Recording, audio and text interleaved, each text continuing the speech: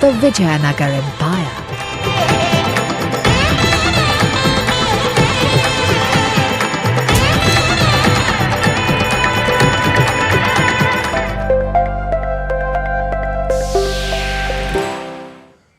We're live from New Delhi, you're watching DD India Live, India's voice to the world. I'm Lipakshi Kurana, coming up in the next 30 minutes. Celebration erupts in Istanbul as Turkey's main opposition party declares victory in pivotal municipality elections. Big blow to President Erdogan, who says party to carry out self-critique. Gaza ceasefire talks resume in Cairo even as fighting rages around Gaza's biggest hospital. Hamas to skip talks as it waits for offer. Netanyahu vows to keep up military pressure on Hamas while showing flexibility in the talks. Reserve Bank of India enters its 90th year of monetary policy making and regulating banks. Prime Minister Narendra Modi to attend celebrations recognizing its strong foundation. An Indian Air Force to showcase its strength and preparedness at the crucial 10-day war game Gagan Shakti 2024, which begins today.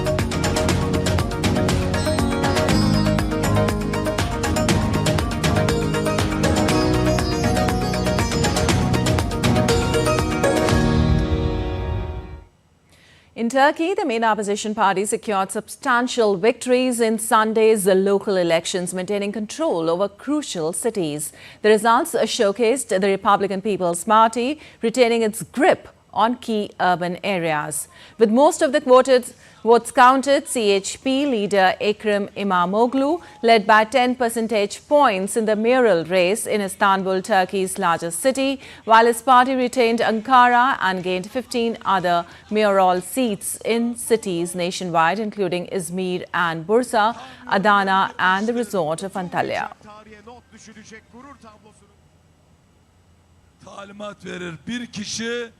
The nation itself gives the order and the instructions, not just one person. Officials receive instruction from the nation. Period of one-man rule is over as of today. It is done. The republic and democracy to go full speed ahead from now on. Today, the voters made a very important decision. The election results showed that the voters decided to establish a new politics in Turkey. The voters decided to change the 22-year-old picture of Turkey and open the door to a new political climate in our country. Well, supporters of Istanbul Mayor Ekrem İmamoğlu celebrated following the results of local elections. The focal point of the electoral battle was Istanbul, a city of 16 million people, where Erdogan commenced his political journey as mayor in 1994. CHP's victory marked the worst defeat for Erdogan and his AK party in their more than 2 decades in power.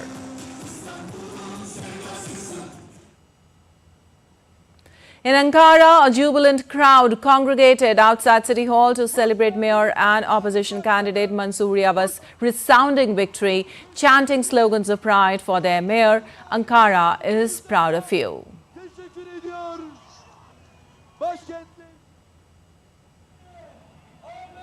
Hundreds of Kurds living in the southeastern Diyarbakir city also took to the streets to celebrate after the pro-Kurdish DEM party managed to reclaim local municipalities across the region on Sunday.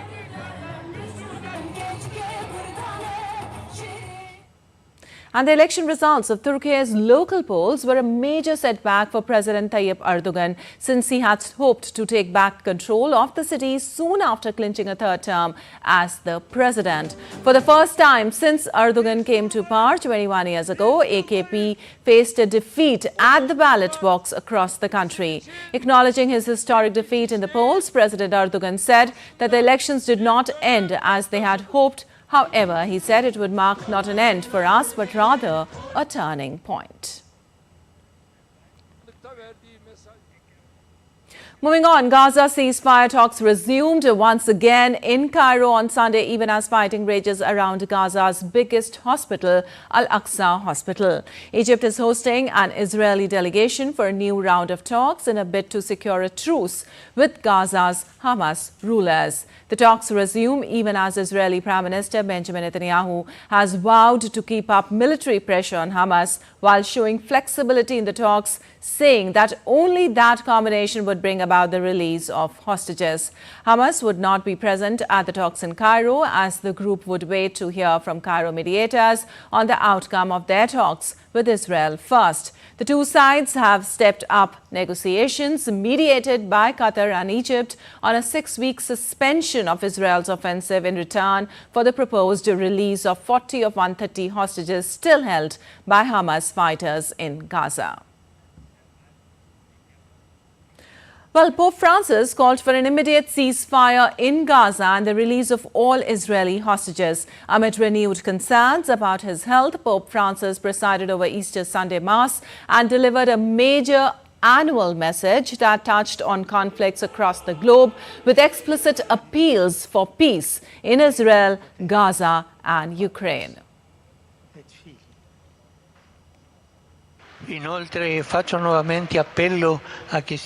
I appeal once again that access to humanitarian aid be ensured to Gaza and call once more for the prompt release of the hostages seized on last October 7 and for an immediate ceasefire in the Strip. Let us not allow the current hostilities to continue to have grave repercussions on the civil population, by now at the limit of its endurance, and above all on the children. Well, Palestinian President Mahmoud Abbas on Sunday swore in a new government headed by Mohammed Mustafa, an ally to President Mohammed Abbas. Mustafa formed a new cabinet in which he will also serve as foreign minister. He was appointed premier this month with a mandate to help reform the Palestinian Authority. He was also assigned to lead the relief and rebuilding of Gaza, which has been shattered by more than 5 months of war. Abbas appointed the new government in a demonstration of willingness to meet international demands for change in the administration. The new cabinet is made up of 23 ministers and 4 women, and 6 ministers from Gaza will also include a state minister for relief affairs. Well, Israeli Prime Minister Benjamin Netanyahu underwent successful hernia surgery. According to a statement released by his office, the procedure ended successfully and Netanyahu is in good shape and beginning to recover. Netanyahu was diagnosed with a hernia during a routine examination on Saturday. He was placed under anesthesia for the procedure. Justice Minister Yariv Levin, who also holds the role of Deputy Prime Minister, filled Netanyahu's role temporarily while he was conked out. In a news conference ahead of the surgery, Netanyahu said he was optimistic about the results of the procedure and that he will return to work very quickly. This is Netanyahu's second surgery since returning to the premiership in late 2022. And moving on to Ukraine now, where President Volodymyr Zelensky marked the 2nd anniversary of the recapture of Kyiv region from Russian forces on Sunday. Zelensky paid tribute to those who died at the hands of Russian forces in the Kyiv suburb of Bucha 2 years ago. Speaking in front of local residents and top officials, Zelensky held a minute of silence. The Ukrainian military recaptured the small towns of Irpin and Bucha outside Kyiv in late March 2022. Ukraine says Russian troops committed large-scale atrocities in Bucha, Irpin and other places in Kyiv region after their military retreat revealed ravaged streets with civilian bodies. Also, Russia has escalated attacks on Ukraine's energy sector. It conducted a massive strike on objects of energy infrastructure and the gas industry on Sunday. Meanwhile, Russian President Vladimir Putin has approved a decree outlining the routine spring conscription campaign, which includes 150,000 citizens for mandatory military service. More of this report. Russia is on high alert following a mass shooting at a concert hall in Moscow on March 22nd. On Sunday, Russia conducted a counter-terrorism operation regime in the southern region of Dagestan. Security agencies detained 3 bandits who were planning a number of terrorist offences. On the other hand, Russian Air Force conducted a massive strike on objects of energy infrastructure and the gas industry in Ukraine. The Defense Ministry said that it used high-precision long-range air-based weapons and drones. As a result of this strike, the operation of defense industry enterprises involved in the manufacturing and repair of weapons, equipment and ammunition has been disrupted. All the goals of the strike have been achieved. Earlier on Friday, Russian missile and drone attacks hit thermal and hydropower plants in central and western Ukraine. The head of the Ukraine's largest private energy firm, DTEK, has said that 5 of its 6 plants had been damaged or destroyed, with 80% of its generating capacity lost after 2 weeks of Russian attacks, and that repairs could take up to 18 months. Ukrainian President Zelensky said Russia was carrying out vile strikes on the Ukrainian energy. Російські терористи зараз націлені саме. Russian terrorists are now targeting such vile strikes to cause the energy bleeding of Ukraine. We gave all necessary signals to our partners, all the specific requests to everyone who has the necessary air defense systems, to everyone who has the necessary missiles. Meanwhile, France will deliver hundreds of old armored vehicles and new surface-to-air missiles to Ukraine in its operation against Russia. According to French Defense Minister, Ukraine needs to defend a very long front line which requires armored vehicles.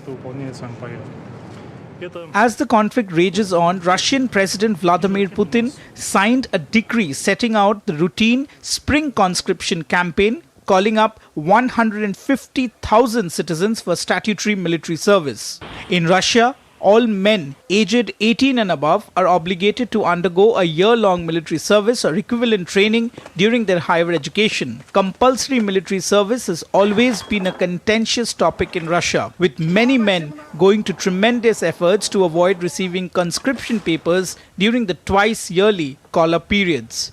Bureau Report, DD India.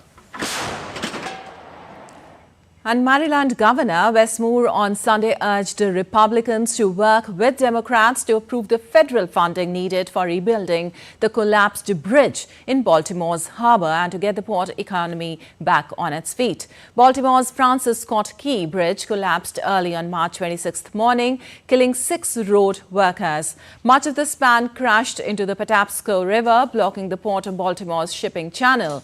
The port has been closed since Tuesday, leaving in limbo the jobs of some 15,000 people who rely on its daily operations. The Biden administration released $60 million in initial emergency aid on March 28th to assist in cleaning up the bridge debris and reopening the port. And in one of the U.S.'s latest mass shootings, 7 children between the ages of 12 and 17 were wounded. The shooting erupted outside a shopping mall in downtown Indianapolis late Saturday night. Deputy Chief of Operations for the Indianapolis Metropolitan Police told a news conference that the victims had been transferred to nearby hospitals and were in stable condition. According to Deputy Chief, officers who were in the area heard shots fired and found a large group of juveniles upon arriving at the scene near Circle Center Mall. Terry confirmed that more than one firearm was involved in the incident and said no suspect had been detained. The shooting is being investigated now. And news from around the world now. South Koreans will go to polls on April 10th in a parliamentary election to elect a 300-member National Assembly. As parliamentary and presidential elections are held separately in South Korea, President Yoon Suk-yeol's Conservative People's Power Party faces an uphill battle to win back a majority now held by the opposition, gaping margin of defeat and looming existential crisis among the ruling party's leadership. French electrical equipment makers initiates growing investment opportunities brought by the accelerating global green transition. The company named Schneider Electric aims to fulfill its pledge to build a carbon-neutral value chain by 2040. The company's solid steps towards green transition were solutions to turbocharge sustainability transformation. Benefiting from zero tax on art trading, Hong Kong's industry sees a rising demand for art financing services in the city. Hong Kong has an advantage over some other countries in art trading since there is no tax on artwork and its logistics services. Local artists expand their business as they witness a spike in the demands on artwork. Thousands of Antwerp's residents came together to combine celebrations of Muslim Iftar and Christian Easter by sharing meal on a 2-kilometer-long table, thus breaking the record for the longest community dinner table in Belgium. The initiative, promoted by the city of Antwerp, was about inclusion and connection among cultures in times of tensions and polarization on a global level.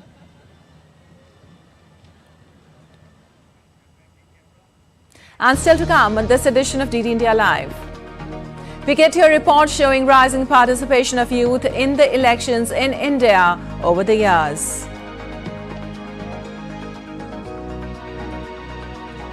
And flawless Jannik Sinner wins the Miami Open for the first time, rise to world number 2.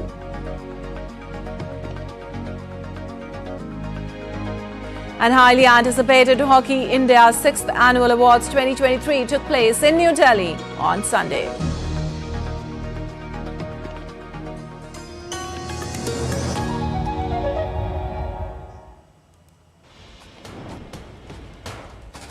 Wherever news breaks, whatever it takes. Connecting corners, cutting across continents. Stories that matter from across the globe. Accurate, authentic journalism that serves you right. From politics to glamour, from sports to world affairs, with a fusion of aesthetics and substance. Introducing news in a new avatar. Experience the world through a new lens. Stay tuned to DD India for an exciting journey beyond borders.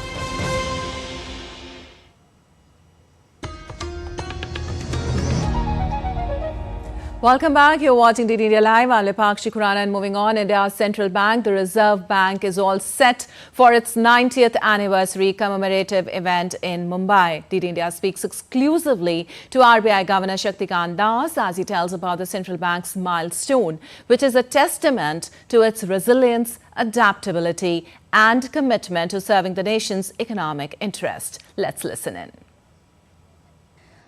The Reserve Bank of India marks significant milestone by celebrating the 90 years of its inception, and we have Governor Shaktikant Das with us. Sir, congratulations, first of all. Thank you. We understand that Prime Minister Narendra Modi would be coming for the function of the 90-year celebration. What other details do we have? It's a major milestone event so far as the Reserve Bank is concerned. We are holding a commemorative event in which the Honorable Prime Minister, the Honorable Finance Minister and several dignitaries from the state and central governments will also participate. We have financial sector players, we have industry representatives, we have captains of industry, and of course, the present and the past employees and officers of the Reserve Bank will also participate. The event is in Mumbai. And it's been 9 decades of journey where the Reserve Bank has worked tirelessly for the growth of our economy. I'd also like to understand from you, how are you going to celebrate this 90 years? Because it's a huge thing. So would this be a year-round thing? How will it happen? See, what we have organized on 1st April, I mentioned about the event on 1st April, that is tomorrow. That's a kind of an opening ceremony. But throughout the year, we have planned several events, the highlights of which include 2 international conferences on relevant topics. Then we propose to hold an All India quiz competition among college students. We also propose to organize campaigns in many parts of the country to promote financial inclusion, to create consumer awareness. What would be, those key milestones, major significant milestones that you'd suggest in these 9 decades that you'd say that RBI has done it? You see, the role and responsibilities, if I can say that way, of the Reserve Bank have widened over the years. In the 1950s and 60s, you had the commencement of the 5-year plans. Now, thereafter, the role of the Reserve Bank has evolved, it has got widened, and today, as things stand today, the Reserve Bank is a full-service central bank with a wide range of responsibilities ranging from making monetary policy to regulation and supervision of the banking sector and the financial sector as a whole. As we celebrate the 90th year anniversary milestone, it is imperative to recognize the Reserve Bank of India's invaluable contributions to India's growth story and advocate its continued endeavors in ensuring monetary stability, financial inclusion and sustainable development. Shama Mishra, DD India, Mumbai. Well, the power of India's supersonic cruise missile BrahMos was witnessed during weekend over the Andaman and Nicobar Islands. The Indian Army tested the capability of BrahMos supersonic cruise missile, striking the long-range target with precision and lethality. The long-range surface-to-air and air-to-air missiles were tested with state-of-the-art technology. During this time, the entire sky above the island group became as bright as day.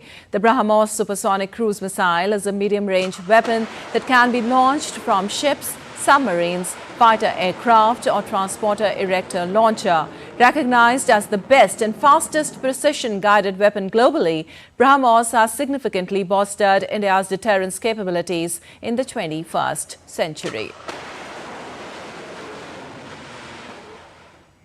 And Gagan Shakti 2024, a crucial 10-day war game, begins on Monday to test the Indian Air Force preparedness to counter potential threats. This upcoming exercise is expected to surpass the scale of the 2018 All India All Air Force drill, which saw the participation of nearly 1150 aircraft. Gagan Shakti 2024 seeks to evaluate integrated war fighting strategies and tactics in collaboration with the Indian Army and the Indian Navy. The IAF boasts arsenal with advanced weaponry including French Rafale fighter jets, indigenous light combat helicopters like Prachand and C-295 transport aircraft. Meanwhile, the Army Commanders Conference is currently underway in Delhi. The apex leadership of the Army is deliberating upon the emerging threat scenario, operational challenges, reforms and plans for modernization. Defence Minister Rajnath Singh will be addressing the conference on Tuesday. One of the key items on the agenda will be cybersecurity, integration with other services and futuristic warfare technologies. Welfare of ex-servicemen, administrative and reforms will also figure. The Army Commanders Conference, the first for the year 2024, was held in virtual mode on March 28th, and thereafter the two-day physical mode begins on Monday. And now let's get you the latest in the world's largest democratic election in India.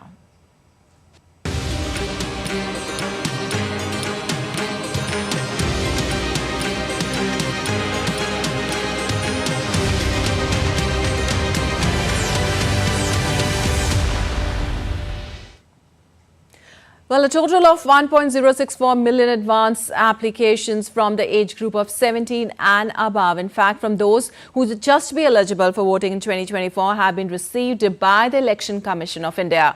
The participation of youth in the elections in India has seen a rise over the years. Here's a report.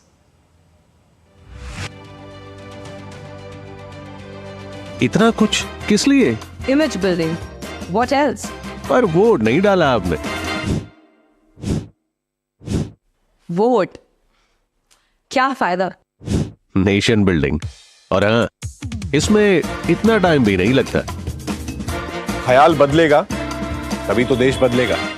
Renowned actor Rajkumar Rao attempting to encourage young voters to perform the most important duty of a democratic nation, casting the vote in elections.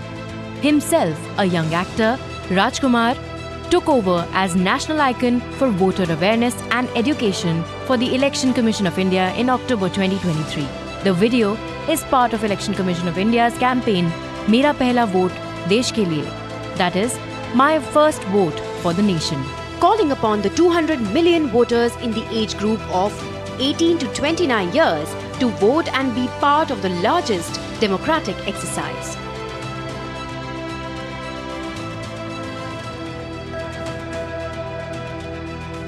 In April 2023, India surpassed China to become the most populous nation in the world.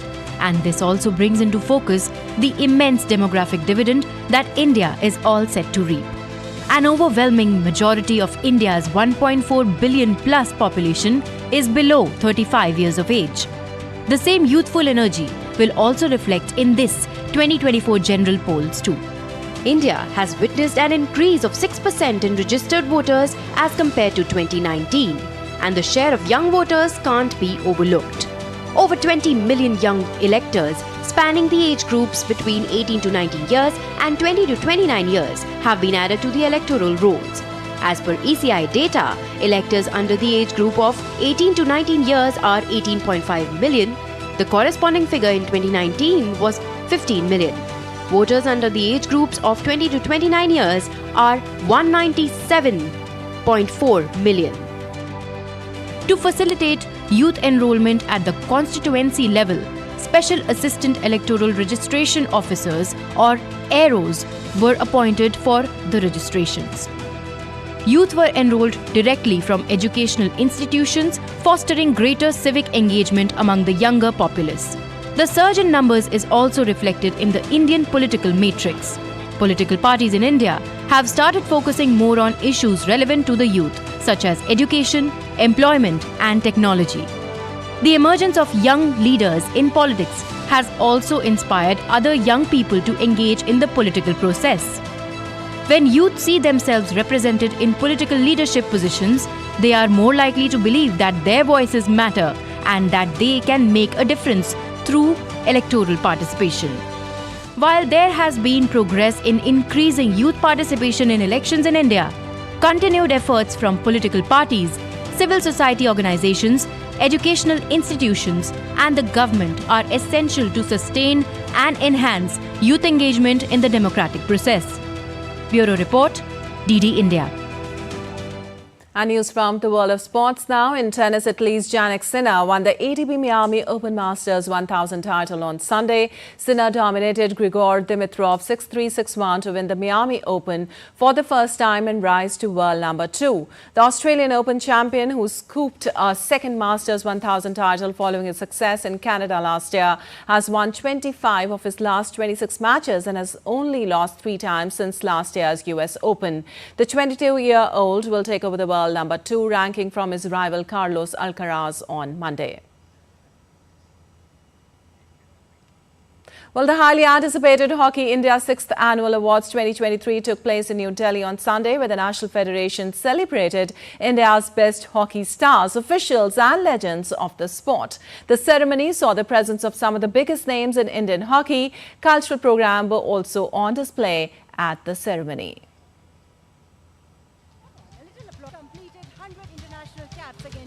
During 100th anniversary. Sharma, who has also completed 100 international caps against Netherlands during the Federation International Tournament held in Thailand. Sumit has completed 100 international caps against China during Hero Asian Champions Trophy, Chennai international caps against Korea during Hero Asian Champions Trophy, caps against Italy during FIH Hockey. Well, that's all for this edition of DD India Live. But let us know your thoughts on the news of the day. You can connect with us on Facebook, X, formerly known as Twitter and Instagram. We'll be back with more news as it breaks here on DD India. I'm Nipakshi Kurana from all of us here in Delhi. Thanks for watching DD India Live.